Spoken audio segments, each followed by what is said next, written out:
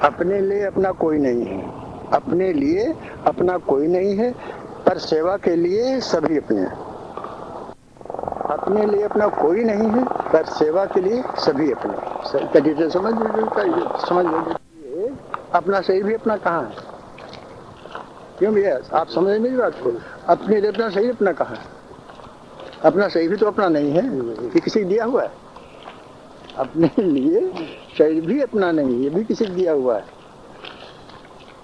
लेकिन सेवा के लिए सभी अपने हैं। सेवा के लिए मतलब अगर सेवा करना चाहते हो तो सभी अपने हैं, अर्थात जो मुझ में हो सभी में है। वो अपनापन जो है वो सेवा करने में है। अपनापन इसलिए है क्योंकि जो मुझ में हो सभी में है, जो मुझ में है वो सभी में है भैया। सेवा में अपना अपनेपन के लिए, जहाँ अपनेपन की बात आती है वहाँ शरीर भी अपना नहीं, और सेवा करने के लिए सभी अपने हैं। सिर्फ विचार का इसमें वो है। अगर विचार करके देखा जाए तो शरीर भी अपना नहीं है, अपनेपन के लिए शरीर भी अपना नहीं है। अगर सेवा के लिए विचार करें सभी अपने है ना भाई। जो मुझ में है वही सब में है, ऐसी बात है कि नहीं? तो सेवा के लिए अगर ये विचार रखा जाए, अगर ये विचार शरीर के बारे में सोचा जाए तो शरीर भी अपना नहीं है। लेकिन अब अपनेपन के लिए देखा जाए तो सेवा के लिए सभी अपने, चाहे किसी को अपना ना मानो, चाहे किसी को भी अपना, तो चाहे सारे संसार को अपना मानो, दोनों नतीजा एक ही होगा, परिणाम दोनों एक ही होगा। सारे संसार मानो तो चाहे सारे संसार को अपना मानो, दोनों का नतीजा एक ही है। चाहे किसी को भी ना मानो, किसी को ना मत मानो किसी को, और चाहे संसार को अपना मानो, दोनों का नतीजा एक निकलेगा, दोनों परिणाम एक ही। चाहे किसी को मत मानो और मानो तो संसार को अपना मानो, दोनों नतीजा एक ही निकलेगा। नहीं समझ में आया? कहने मतलब ये है किसी को भी मत मानो, इसका मतलब हुआ कि मेरे तो गिरधर गोपाल दूसरा न कोई, मेरे तो गिरधर गोपाल मत मानो, किसी को मत मानो, कोई दूसरा नहीं, किसी को है नहीं। सारे संसार में गिरधर दोनों बातें है, परिणाम दोनों के निकला नहीं निकला? क्यों नहीं याद नहीं समझाई बात? सिर्फ कहने का ढंग है और समझने का ढंग है। अगर किसी को मत मानो, अगर माना है सारे संसार को न मानो। कहा था ना शंकराचार्य ने, कहा अगर मैंपन, याद है शंकराचार्य ने क्या कहा था? मैं को या तो मैं को छोड़ तो बिल्कुल मैं को त्याग दे। वो कहता है अगर तू मैं अभी नहीं करता तो मैं को इतना बढ़ा ले आगे सब मैं ही दिखाई देने लगे। संसार को अपना मानो, अगर नहीं मानना है तो मैं को त्याग ही दे। दोनों एक ही बात। ऐसे ही चाहो किसी को मत मानो, न चाहो किसी को न चाहो, मत मानो किसी को। अगर मानो तो संसार को अपना मानो, अगर मानो किसी को अपना मत मानो। क्योंकि तुमने तो गिरधर गोपाल अर्थात लगन से गिरधर गोपाल में ही लगी रह गई, दुनिया में कोई है ही नहीं सर गिरधर गोपाल के। अगर मानो अपना, सारा संसार अपना, सारा संसार अपने, क्योंकि अब मैं ही जो सारे संसार में हूँ, तो अपने अंदर सारे संसार में। गिरधर गोपाल सारे संसार के हैं, सारे संसार में है, सारे संसार के हैं।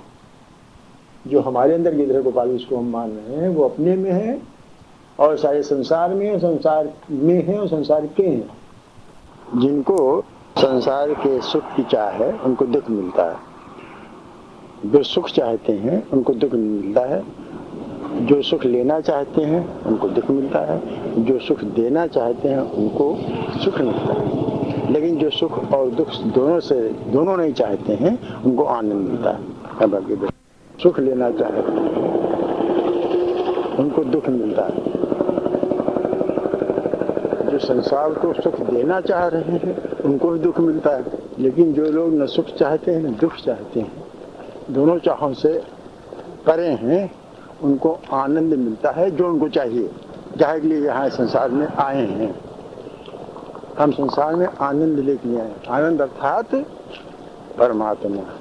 मनुष्य शरीर का उद्देश्य सिर्फ परमात्मा प्राप्त करना है, और परमात्मा क्या है? आनंद है। अर्थात सच्चित और आनंद, परमात्मा सच्चित और आनंद है। और ये भी एक बात है, अगर सच्चित आनंद में से एक चीज अगर कोई प्राप्त हो जाती है तो दोनों चीज आप ही आप प्राप्त होने लगती है, प्राप्त हो जाती है। ठीक है भैया? सच्चित आनंद में से अगर एक कोई चीज मिल गई, प्राप्त हो गई, तो फिर दोनों बाकी दोनों सत और चित आप ही आप प्राप्त होने लगते हैं और प्राप्त हो जाते हैं। तो इसलिए जो लोग न सुख चाहते हैं और न दुख चाहते हैं, उनको आनंद आप ही आप मिलने लगता है। ठीक? झेले नहीं प्राप्त होता है। सुख जो है वो बिना दुख झेले नहीं प्राप्त। भैया समझ रहे हैं ना बात? सुख जो है वो बगैर दुख के नहीं प्राप्त होता। जैसे भोजन का सुख तभी मिलता है जबकि भूख लगी हो, अर्थात भोजन का दुख हो। भैया समझ रहे ना आप? भोजन का सुख तभी मिलता है जबकि भूख लगी हो, अर्थात भोजन का दुख हो। भूख लगी अर्थात भोजन का दुख है, तब तो भोजन का सुख मिलता है। अगर पेट भरा हो तो भोजन का सुख नहीं मिल पाता। ठीक है भैया? बात सही है? ठीक इसी प्रकार से तब जो दुख झेल रहा होता है उसको सुख का आनंद मिलता है, नहीं सुख मिलता नहीं। अर्थात दुख के द्वारा ही सुख मिलता है। अगर दुख न हो तो सुख को कोई मानता नहीं, सुख कोई विशेषता नहीं। और दूसरी बात मैंने बताई, जो सुख देना चाहते हैं उनको भी दुख मिलता है। तुलसीदास ने लिखा है, अखियां दोहों भांत दुख पाती। अखियां दोहों भांत दुख पाती। श्री कृष्ण के दर्शन जब मिल जाते हैं और उसके बाद दर्शन न मिले तब भी दुख। और अगर बिल्कुल न मिले तब भी दुख। दर्शन से पहले दुख तो दर्शन के बाद में भी दुख। तो यह है ना, उदाहरण है सर। बस तुलसीदास ने लिखा, अखियां दोहों भांत दुख पाती। सुख की चाह करते हैं। सुख की चाह क्यों करते हैं? क्योंकि हम दुखी हैं, तभी सुख की चाह कर रहे हैं। अगर दुखी नहीं होते सुख की चाह क्यों करते? भैया ठीक है ना बात? अगर दुखी न होते तो सुख की चाह क्यों करते? अच्छा, और सुख भी दो प्रकार का होता है, शारीरिक सुख और मानसिक सुख। और दोनों जड़ है, दोनों जड़ है। मन था अंतःकरण, शरीर अर्थात बाह्यकरण। तो दोनों जड़ हैं। जड़ता से कभी सुख मिल ही नहीं सकता। तय है, जड़तम सुख है ही नहीं, सुख तो चेतन में। तो इस प्रकार से सुख की चाह दुख देती है, सुख की चाह दुख देती है, मानसिक और शारीरिक। और ये बात अलग है कि हमें सुख होते, सुख की बात बता रहे हैं, सुख होते ही मिलेगा जितना भाग के अनुसार, उतना ही सुख और दुख मिलेगा। तो पुरुषार्थ हम अगले सुख के लिए कर रहे हैं। पुरुषार्थ जो कर रहे हैं वो अगले सुख दुख के लिए है। वर्तमान जो सुख दुख भोग रहे हैं वो पिछले क्या हुआ सुख दुख भोग है। सुख दुख की चर्चा है, आनंद चर्चा नहीं है। और हमें चाहिए आनंद। जो मनुष्य शरीर मिला हुआ है उससे आनंद प्राप्त कर मिला है। ये भोग तो अनेक जनों में भोगते चले आ रहे हैं। भोग जो है अनेक जनों में भोगते चले आ रहे हैं। तो मनुष्य का लिए मिल गया, भगवान के पास करके दिया है, इसलिए दिया है कि आनंद प्राप्त करो। आनंद और किसी शरीर में है नहीं। हाँ, सुख भोग का आनंद है, और योनियों में सुख भोग का आनंद है। भोग की बात कर रहा हूँ। सुख भोग का आनंद, सुख भोग का आनंद हम लोग भी लेते हैं। मनुष्यों में भी सुख भोग का आनंद है। बहुत लोग सुख भोगते भोगते इतना सुखी हो जाते हैं, सुख भोगते भोगते कि उनको दुख आने लगता है। सुख भोगते भोगते इतना दुखी हो जाते हैं, शारीरिक रूप से भी मानसिक रूप से भी। और उमा वैदिक में इसका भी इलाज दिन है। माँ जाते का नहीं आता है, उतने ही मानसिक और शारीरिक दुख बढ़ जाता है। मानसिक सुख बढ़ता है, ये सुख कैसे कायम रहे। ये सुख कभी संसार में देखते हैं सुख कायम किसी के नहीं है, तो मानसिक कष्ट बढ़ जाता है, सुख कैसे कायम रहेगा। और दूसरे शारीरिक सुख दुख ऐसे बढ़ जाता है तो वहाँ रोग पैदा हो जाते हैं। अकर्मण रोग पैदा हो जाता है। अब बिरला है, बिरला अभी न घी खा सकते हैं, न मीठा खा सकते हैं, नमक खा सकते हैं। अब बताओ।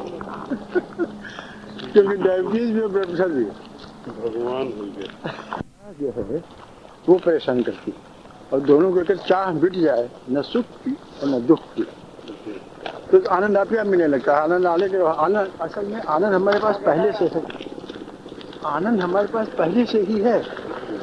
उस पर सुख और दुख का पर्दा पड़ा हुआ है और कोई बात नहीं।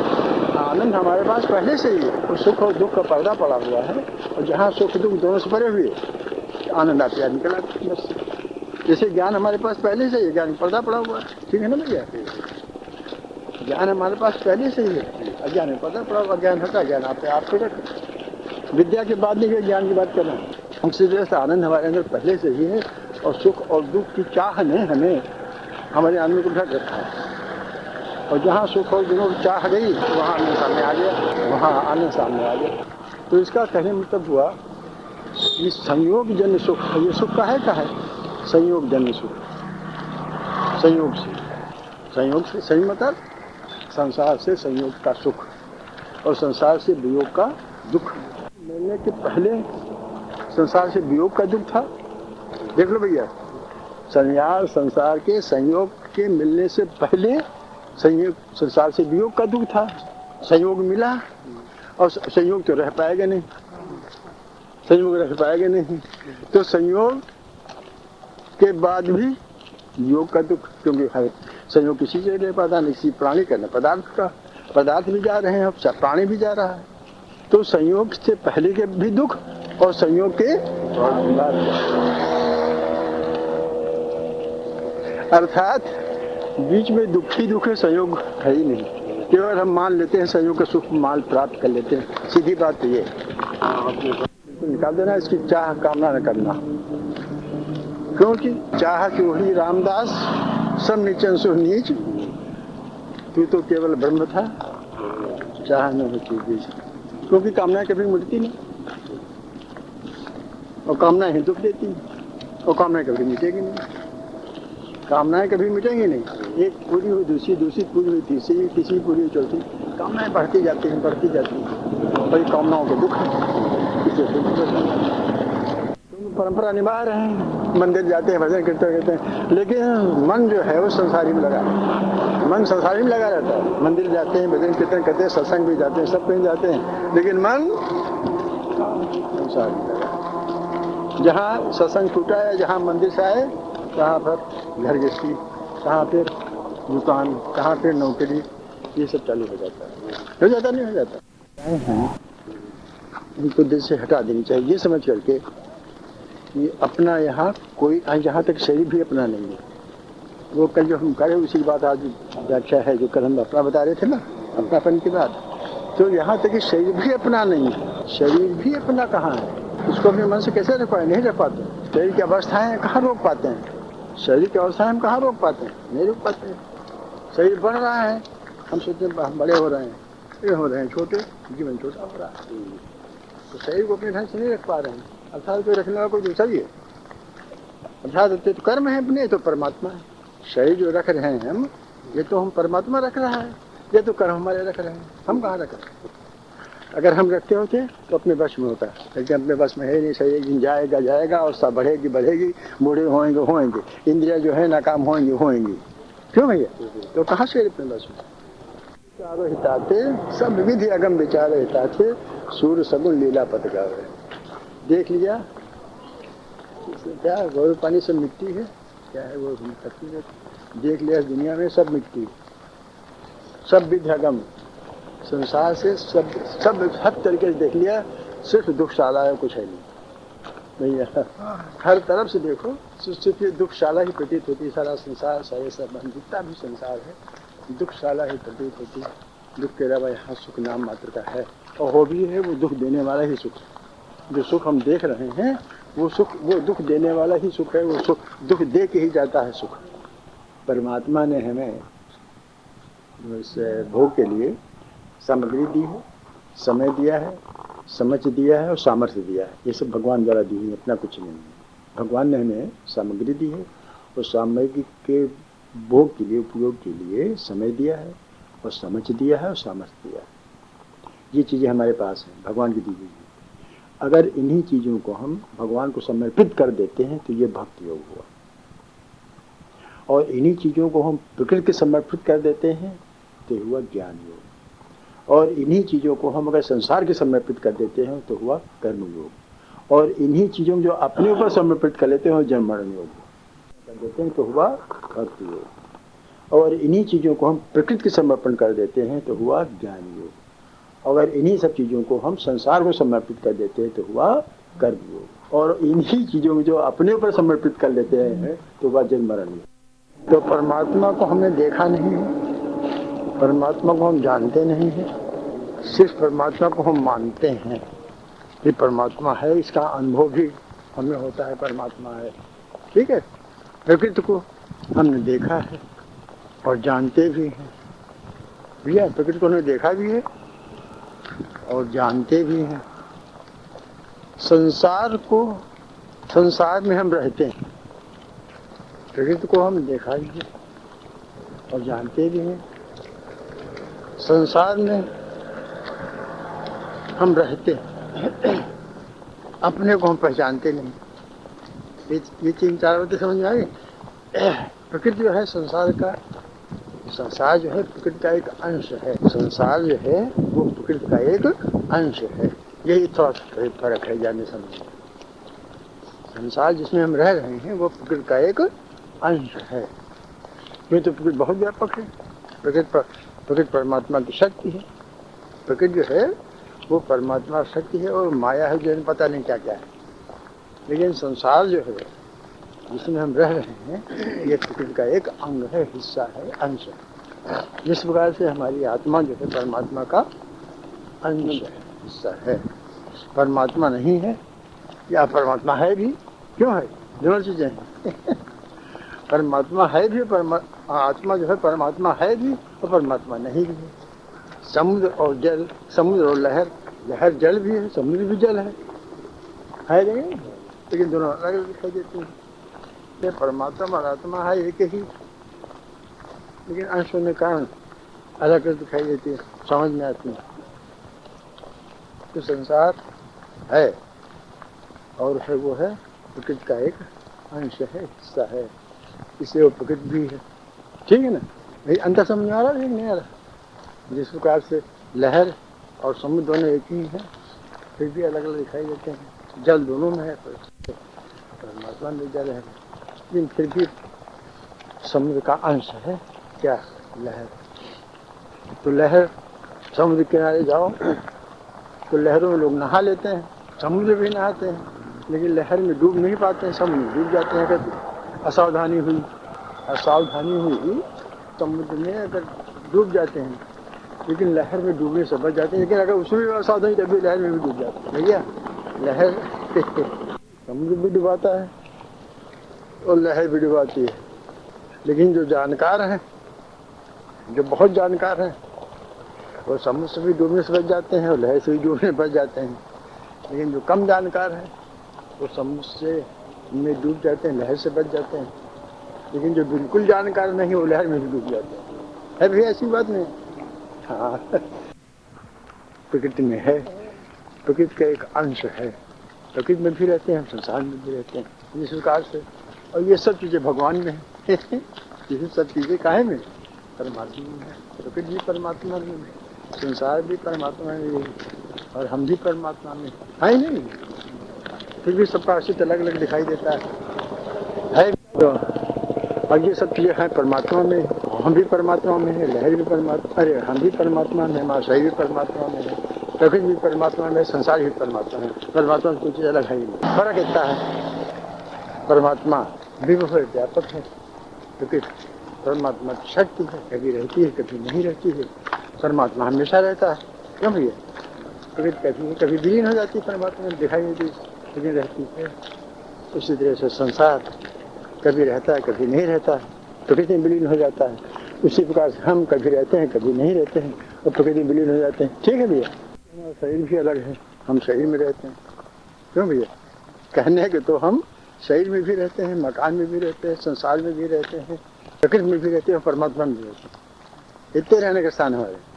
हम जो है शरीर में भी रहते हैं सूक्ष्म रूप से, सबसे छोटा रूप, उसके बाद फिर संसार में रहते हैं, उससे बड़ा रूप, उसके बाद फिर प्रकृति में रहते हैं, उससे बड़ा रूप, उसके बाद फिर भगवान में रहते हैं, सबसे बड़ा रोग। तो हम शरीर, हमारा शरीर है, हम शरीर में रहते हैं। जैसे घर हमारा नहीं, हम घर में रहते हैं। हम घर थोड़े हैं, हम घर नहीं हैं, हम घर में रहते हैं। इसलिए शरीर में हम रहते हैं, शरीर हमारा है नहीं, हम सिर्फ शरीर में रहते हैं। हम शरीर थोड़े कहते हैं, हम उंगली थोड़े कहते हैं, हम आंखें थोड़े कहते हैं, हमारी आंखें कहते हैं, कहते नहीं कहते हैं। तो अगर हम शरीर होते, हम आंखें होते, तो हम हमारी आंखें क्यों कहते? हमारी उंगली हमको ज़्यादा लगता है, हम शरीर से कुछ अलग है, क्योंकि शरीर पड़ा रहता है, हम रहते हैं। शरीर से जब हम निकल जाते हैं तो शरीर पड़ा रहता है, हम रहते हैं बराबर। इसलिए हम शरीर नहीं, शरीर से अलग है। इसीलिए हम संसार से भी अलग हैं, प्रकृति से भी अलग हैं, हम परमात्मा से भी अलग हैं, परमात्मा का अंश हैं। ये तो एक दृष्टिकोण हो गया। क्या समझे? ये एक दृष्टिकोण हो गया, अलग अलगाव वाला। अभेद एक होता है, अभिन्न एक होता है अभेद। भैया, एक होता है अभिन्नता, एक होती है अभेदता। अभेद अलग होता है, अभिन्न अलग होता है। परमात्मा में हमें भेद तो है, लेकिन हम परमात्मा से अभिन्न है। भैया ठीक है, अभिन्न है। हम से मतलब है, शरीर से मतलब नहीं है। शरीर से भेद है, शरीर में तो भेद हो गया। परमात्मा से हमारी अभिन्नता है, परमात्मा से भिन्न हो ही नहीं सकते। हाँ, परमात्मा में भेद हो सकता है, परमात्मा व्यापक है, परमात्मा व्यापक है, हम व्यक्ति व्यापक नहीं है। तो परमात्मा से हमें भेदता तो हो सकती है, लेकिन भिन्नता अभिन्नता नहीं हो सकती। परमात्मा में अभिन्न है, हर हालत में हम परमात्मा के साथ में। परमात्मा हमसे अलग हो ही नहीं सकता, परमात्मा हमसे अलग हो ही नहीं सकता, न हम परमात्मा अलग हो सकते हैं। एक बात और है, अगर हम परमात्मा के पीछे पड़ जाएं तो परमात्मा हमारे पीछे पड़ जाता है, ये बात। क्योंकि हमसे अभिन्न। लेकिन थोड़ी सरल नहीं, कहना तो आसान है, हमको समर्पित कर दें तभी हमारा कल्याण होगा। तो सबसे पहले भगवान से मिली है, एहसान कैसे उतारें? तो हमको क्या चाहिए कि पहले समर्पित करें। मिली तो हमको है ही, तो उनको समर्पित कर दें, तब का उपभोग तो हमको उपभोग करने के लिए मिला हुआ है। लेकिन हम कैसे एहसान कैसे उतारे? उनका क्या कहते हैं, क्या माने लोग कहते हैं इनका एहसान माने, तो पहले उनको समर्पित करके, उपभोग तो हमें करना है, लेकिन उनको समर्पित करके तब उपयोग करें, ज़्यादा अच्छा होता है। ये हमारा कर्तव्य कहता है। तो ये परमात्मा को जिससे मिली है उसे समर्पित कर देते हैं, तो उसको शास्त्र की भाषा में योग कहते हैं, और वो कहलाता है भक्ति योग। और फिर परमात्मा से नीचे उतर करके हम प्रकृति में भी रह रहे हैं, बताएं हम प्रकृति में भी रह रहे हैं, और प्रकृति को हम जानते भी हैं, प्रकृति को हमने देखा भी। जानना मतलब ज्ञान, जानना शब्द कहाँ का है? ज्ञान तो हाँ, ये प्रकृति क्या रूप है इसको हम जानते हैं, देखा भी है। तो हम प्रकृति को समर्पित कर दें, ये हमारा कर्तव्य बनता है। प्रकृति एहसानमंद है, तुम्हारा दिया हम खाते हैं, तुम्हारे दिए में हम रहते हैं, तुम्हारे समय में हम काम करते हैं, तुमने बुद्धि दी है, इसलिए तुम्हें हम समर्पित करते हैं। अभी चूंकि ये जानते हैं इसलिए ज्ञान हुआ, इसलिए ज्ञान योग कहलाया। योग माने जुड़ना, हम उसे परमात्मा से जुड़ जाते हैं भक्ति के माध्यम से, और जानना ज्ञान के माध्यम से प्रकृति